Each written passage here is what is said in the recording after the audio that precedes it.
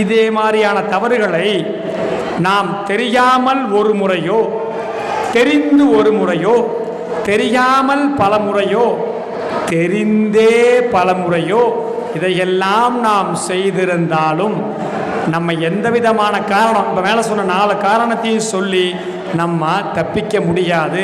ஏன்? நெருப்பு இங்கே இருக்கிறது, நெருப்பு தீ மூட்டியிருக்கா, நான் தெரியாமல் தொடுறேன், சுடுமா சுடாதா? நான் தெரியாமல் தொட்டேன் சுவாமி, நெருப்பு சுடாமல் இருக்குமா? தெரிந்து தொடுறல் ஒரு தரம் சுட்டுடுத்து, தெரியாமல் பல முறை தொடுகிறீர்கள், சுடாமல் இருக்க? தெரிந்தே தொடுகிறோம், சுடாமல் இருக்க? அப்போது நாம் செய்யக்கூடிய பாபங்கள், எனக்கு தெரியும் சாமி, தெரியாது சாமி, நான் ஒருத்தன் தான் பண்ணேன், 4 தரம் தான் பண்ணேன் அப்படிங்கிற எந்த விதமான கணக்கிற்கும் கட்டுக்குள் அடங்காதது இந்த பாபங்கள் எல்லாம்.